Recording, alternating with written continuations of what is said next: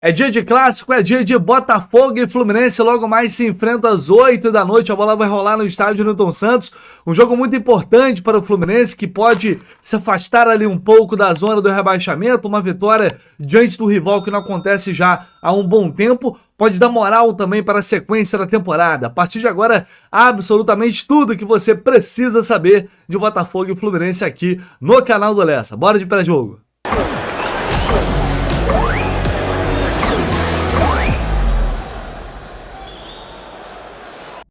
Jogo extremamente importante para o Fluminense tentar se recuperar neste Campeonato Brasileiro. O time vem tendo um início de competição bem complicado. Até a última rodada estava na zona do rebaixamento. O empate diante do Juventude no Maracanã, que foi um péssimo resultado, serviu para pelo menos tirar o time do Z4. Uma vitória hoje pode fazer o Fluminense chegar ali até a 12ª posição.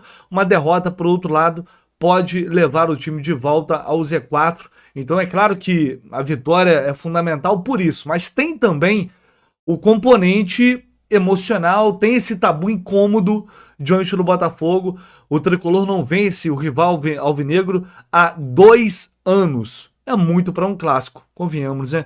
É muita coisa. Então tá na hora de dar um basta nessa situação de uma vez por todas.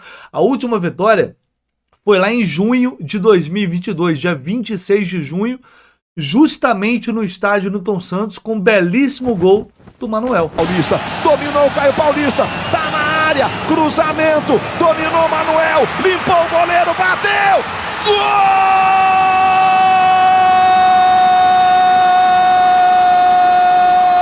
Manuel que volta hoje ao time do Fluminense é uma das novidades. Esse jogo foi curiosamente o último do Luiz Henrique com a camisa do Fluminense.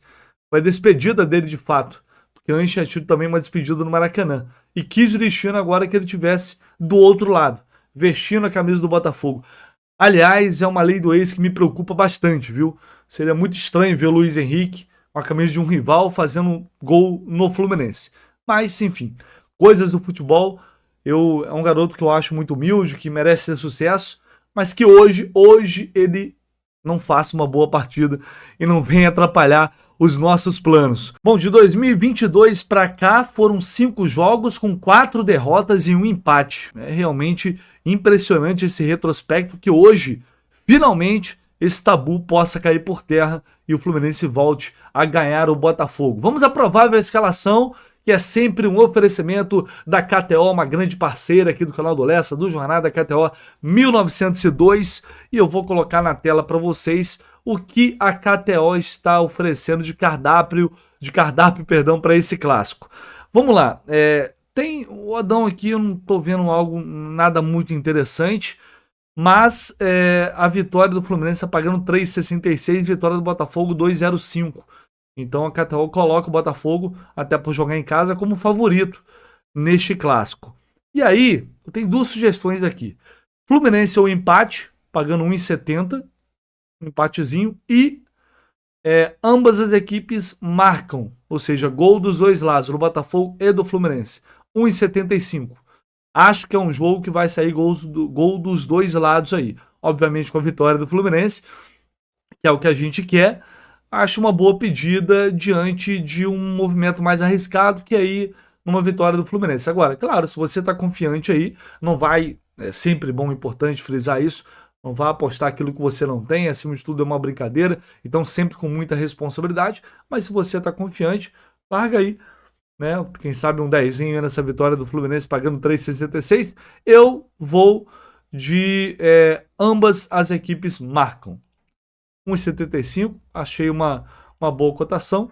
Então vamos lá, humildemente, jogar 10 aqui, ambas as equipes marcam neste Botafogo e Fluminense, claro que dê vitória do Fluminense. Tá lá, tá feito, corre na KTO, faz seu cadastro rapidinho se você não tem cadastro lá na KTO, por favor, é muito importante, isso ajuda demais a gente, muito mesmo, e você vai ter, utilizando o cupom JORNADA, 20% de bônus no primeiro depósito, tá? Então corre na KTO, faz sua inscrição e ganhe esse bônus através do cupom JORNADA. Vamos lá, pessoal, o que a gente tem de novidade? Primeiro, quem tá fora? Arias, Felipe Melo, a Arias servindo a seleção colombiana, o Felipe Melo poupado, não treinou nos últimos dias e até por ser um gramado sintético, dificilmente ele iria a campo. Felipe Melo tá fora. André e Lelê, quem tá voltando? Samuel Xavier e Manuel, que já vem treinando já há um bom tempo com os demais companheiros, não foram relacionados para as últimas partidas e hoje voltarão ao time. Agora a dúvida é, o Diniz vai fazer o básico?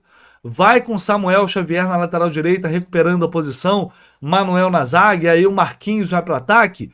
Ou o Diniz pode tentar arriscar algo diferente? Até ontem, no Giro do Jornada, a gente estava debatendo isso, e o Phil disse que ele acredita que o John Kennedy vai começar o jogo. Tá vendo, Phil? Tô dando crédito pra você não ficar triste, pra você não ficar chorando depois, tá vendo? Bonitinho. Ele disse que o John Kennedy vai jogar. Né? Informação, opinião. Informação não tô zoando, mas opinião é que o John Kennedy pode começar esse jogo no ataque. E aí o Marquinhos seria mantido na lateral direita. Tem a opção do Douglas Costa. Mas a gente tem um provável Fluminense com Fábio, Samuel Xavier, Manuel, Marlon e Marcelo. André, é o hábito, Martinelli, Lima ou Alexander, aí tem essa dúvida, mas eu tendo a apostar que ele vai de Lima, e Paulo Henrique Ganso, no ataque Marquinhos, Keno e Germancano. Se ele resolver fazer algo diferente, e até vai bater muito com a análise que o Renan Reis vai trazer daqui a pouco sobre pontos fortes e fracos do Botafogo, faz sentido a escalação do John Kennedy, viu? Claro, com características diferentes da que o Marquinhos teria, por exemplo, se ele atuasse ali pelo lado direito de ataque, fazendo a dobra com o Samuel Xavier. O Diniz claramente gostou do Marquinhos como lateral. Gostou das partidas dele por ali. Então, para mim, também não surpreenderia. Não acho que o Diniz iria também com 4-2-4. Com John Kennedy, Cano, Marquinhos e o Keno no ataque. Uma outra opção, talvez mais remota, seria tirar o Keno com Marquinhos e o John Kennedy no ataque. Acho mais remota porque, enfim, ele ainda confia muito no Keno. Não acho que ele barraria o Keno agora. Ainda mais com o Aras estando fora. Então são opções que o Diniz pode utilizar neste Fluminense. Talvez, quem sabe, manter o Lima com o Alexander, tendo 4 homens no meio de campo. E aí o Lima entrar ali ao lado do Alexander, do Martinelli e do Ganso, sendo um jogador com mais liberdade para atacar a profundidade ali pelo lado direito. É também uma possibilidade, mas não é algo que o Diniz costuma fazer com frequência. Ele já fez no Fluminense, principalmente lá em 2022, mas não tem feito muito agora. Enfim, tem uma coisa que me preocupa aí, além dessas opções, que é o Manuel voltando agora de lesão ao lado do Marlon. É uma dupla que não tem muito entrosamento. Isso para um ataque, contra um time que joga muito em transição, com muita velocidade, já tem ali um certo entrosamento, é um tanto quanto preocupante, mas o Manuel já vem treinando já há um bom tempo, certamente já está recuperado, está em plenas condições, e aí vai ter essa chance ao lado ali do Marlon, deles mostrarem serviço, e o Marlon é um jogador que precisa muito mostrar serviço.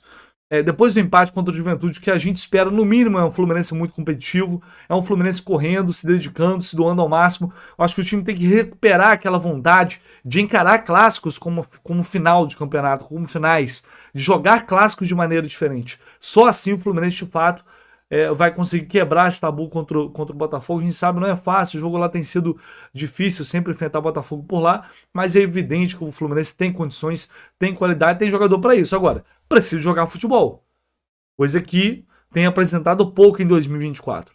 Porém, clássicos são, às vezes, pontos ali de momentos de virada, de retomada, né, de crescimento. Você ganha um clássico assim, você ganha moral, ganha confiança. Enfim, são pontos que eu acho que vale a gente levantar para um confronto que tem um aspecto emocional envolvido, claro, sempre tem, mas ainda mais para esse jogo que, se você tropeçar, você corre risco de voltar para a zona do rebaixamento, e o Fluminense vem de um jogo muito ruim contra o Juventude. Aí depois, daqui a pouco, tem o Atlético Goianiense ainda, mas daqui a pouco é Cruzeiro, daqui a pouco é Fla-Flu. Então a coisa vai afunilando, a pressão vai aumentando, e por isso seria realmente muito, muito importante conseguir esses 3 pontos. Tem que ficar muito atento. O Fluminense tem tido muitas dificuldades para enfrentar o Botafogo, porque é um tipo de jogo que machuca muito o dinizismo, entre aspas, né? É um time que joga numa transição, sempre em transição, que às vezes busca bolas mais esticadas, ou principalmente usando e abusando da velocidade do Júnior Santos, que é um jogador que tem que ficar muito atento com ele, está vivendo uma grande temporada. O Fluminense esse ano ele tem cometido muitos erros, e é um time que perde a bola lá na frente, não consegue encaixar a pressão direito, e o adversário vem com tudo para cima. Se o Fluminense cometer erros como cometeu diante do Juventude, né, com o lado esquerdo, principalmente ali do Marcelo, uma avenida com espaço pra caramba, cara, contra o Botafogo é praticamente fatal. Não dá para cometer esses erros. O Fluminense precisa ser mais sólido na defesa, precisa ser um time mais organizado. Se perder a bola na frente, tem que estar mais organizado, tem que estar preparado para o contragolpe do adversário. Nesse jogo, isso vai ser fundamental. Além de pensar, claro, em ser efetivo no ataque, em aproveitar as oportunidades, eu acho que o primeiro passo, é o que eu venho falando, é acertar o sistema defensivo, é acertar a marcação, a organização, e a partir disso, tentar construir a vitória com uma evolução e, claro, né, contando com uma boa noite, tecnicamente falando, dos seus principais jogadores. De volta ao time, o Manuel falou à Flu TV sobre a importância e a dificuldade desse clássico. Primeiro, muito focado. A gente teve 6 dias de bons treinamentos, né, de muita intensidade. A gente está bem preparado para isso. Então a gente sabe que vai ser um jogo difícil, né, num campo que eles já estão acostumados. A gente sabe disso. Já jogamos várias vezes lá. Acho que a equipe se preparou muito bem para esse jogo. E vamos muito concentrado para a gente conseguir um grande resultado fora de casa. Agora eu vou chamar o nosso amigo Renan Reis, Laranja Tricolor, com aquela análise super especial de pontos fortes e fracos desse Botafogo que vem se mostrando mais competitivo nas últimas partidas. Mas o Renan tem uns pontos muito interessantes, então fique atento nessa análise dele, como sempre, com muita qualidade. Saudações tricolores aos amigos ligados aqui no nosso pré-jogo. E hoje vamos falar do Botafogo, o adversário do Fluminense, nessa rodada de campeonato brasileiro. Vamos lá. Galera, o grande destaque do Botafogo em 2024 é o atacante Júnior Santos. Só para vocês terem uma noção, em 31 jogos, o Júnior Santos marcou 17 gols e deu 4 assistências. A título de comparação, os artilheiros do Fluminense nessa temporada são John Arias e Lelê, ambos com apenas 6 gols. Então a gente vê que o Júnior Santos está em uma excelente fase. E tem aí como principal característica a velocidade, é um cara de muita força, é muito bom atacando espaço, puxando contra-ataque. Então o Fluminense precisa marcar de perto o atacante botafoguense. Eu trouxe aqui para vocês um gol do Botafogo, que é justamente em um contra-ataque.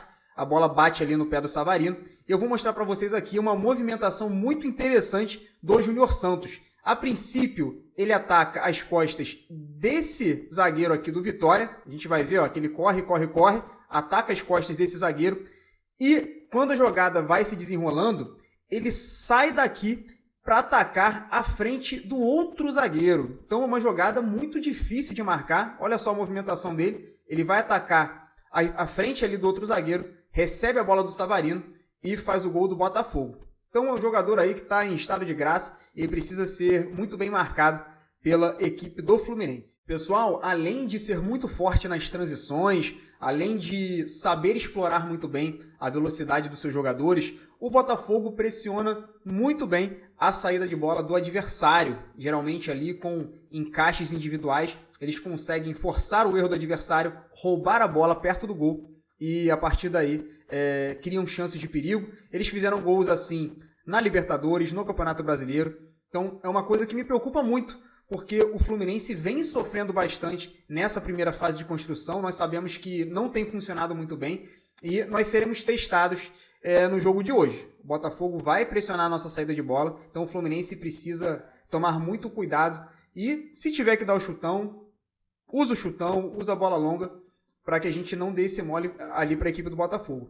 E aqui a gente vai ver mais uma roubada de bola agora contra a equipe do Vitória. E a gente vê aqui o Cuiabano chegando à linha de fundo, fazendo o cruzamento e saindo o gol do Botafogo. E é uma coisa que aconteceu no jogo contra o Vitória pela Copa do Brasil e no último jogo do Botafogo contra o Corinthians fora de casa. O Cuiabano chega ali pelo lado esquerdo, faz o cruzamento e sai o gol. Nesse caso aí foi o Júnior Santos que marcou o gol. Então é mais uma coisa que a gente precisa ficar ligado. São esses avanços do Cuiabano ali pelo lado esquerdo do ataque do nosso adversário, tá bem? Então, olho nisso. porque a gente não pode dar esse mole. Galera, defensivamente, o Botafogo não vem demonstrando nenhum padrão negativo.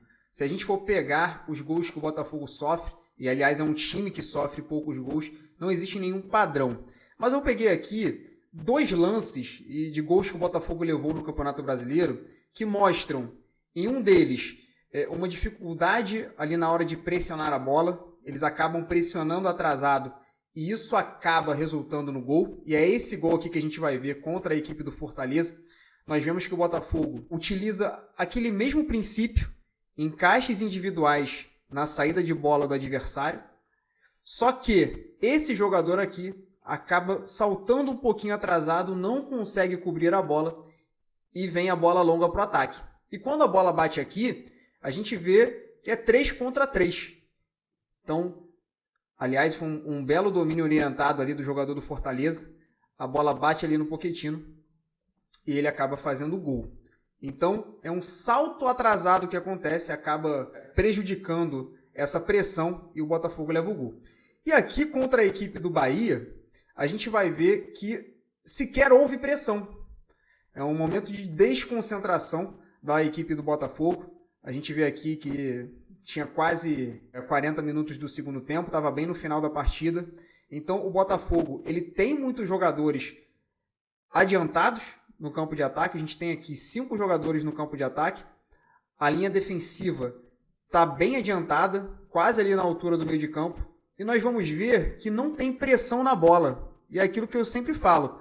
Bola descoberta com linha alta é um convite para o ataque à profundidade. E foi justamente o que aconteceu. O camisa 14 aqui, ó, leva a bola sem ser incomodado, faz o lançamento em profundidade, o jogador sai na cara do goleiro e faz o gol. Então nós não podemos dizer que há um padrão nessas falhas, mas existe ali a possibilidade de que isso aconteça contra o Fluminense também. E nós precisamos ter jogadores que consigam fazer esse ataque à profundidade. É por isso que hoje seria uma boa oportunidade de colocar o John Kennedy, aproveitando esse mau momento até físico do Germancano. Nós sabemos que ele sentiu ali no jogo contra o Juventude. Eu ainda não tenho acesso à escalação do Fluminense, mas eu acredito que colocar o John Kennedy nesse jogo seria uma boa justamente por conta dessa capacidade que o John Kennedy tem de atacar a profundidade, fazer esses ataques um pouco mais longos. Enfim, vamos ver aí o que o Fernando Diniz tem preparado, mas é uma coisa que o Fluminense pode se beneficiar caso aconteça. É isso aí, espero que vocês tenham gostado de mais essa análise. Tamo junto pra cima deles hoje e saudações tricolores. Valeu! Será que o John Kennedy terá essa chance de começar o jogo? Bom, se não começar, certamente vai entrar ao longo do segundo tempo e tomara que ele consiga machucar a zaga do Botafogo, como o Renan está prevendo aí. Por falar em Botafogo, vou colocar aqui na tela a matéria do GE. O Botafogo tem desfalques importantes para o jogo amanhã, para o jogo de hoje, perdão.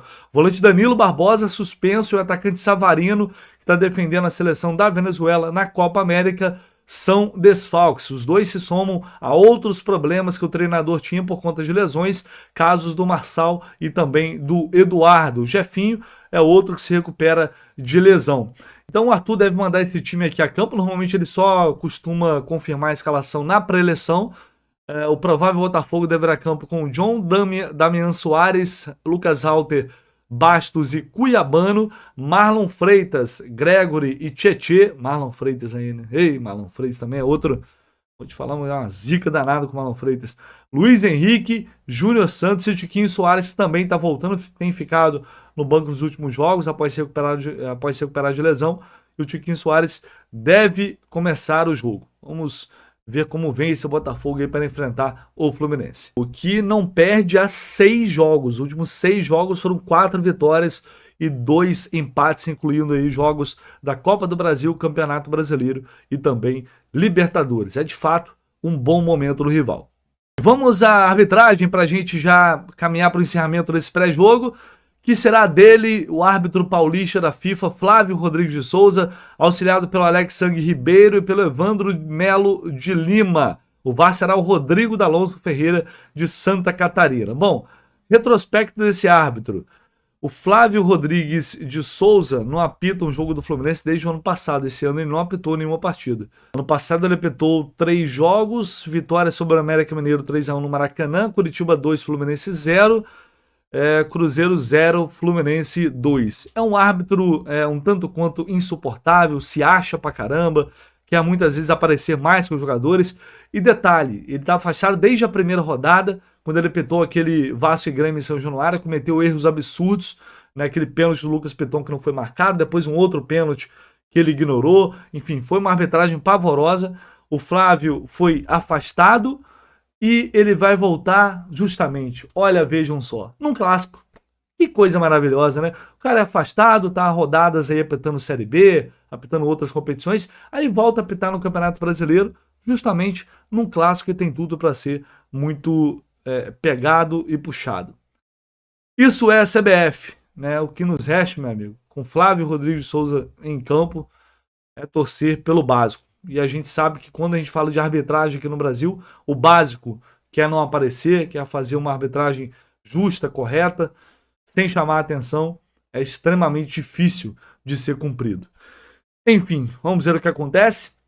A partir das 6h30 da noite, direto do estádio Newton Santos, a equipe completa a jornada KTO 1902 para acompanhar esse clássico pelo Campeonato Brasileiro, Botafogo e Fluminense, jogo que terá a transmissão do Sport TV e também do Premier. Mas você pode curtir, pode assistir o jogo lá bonitinho, para você que não vai ao estádio, mas deixe o áudio na nossa transmissão, para você curtir de fato uma transmissão voltada inteiramente para você, torcedor do Fluminense, com gente que sabe realmente de Fluminense, que não fica aí chutando, arriscando. Não, ali somos nós que realmente estamos vivenciando o dia a dia do clube 24 horas por dia, sempre trazendo as melhores informações, as informações mais importantes e, claro, fazendo de tudo também para levar até você uma excelente transmissão, e não vai ser diferente hoje. Espero vocês mais tarde, um abraço, vamos que vamos.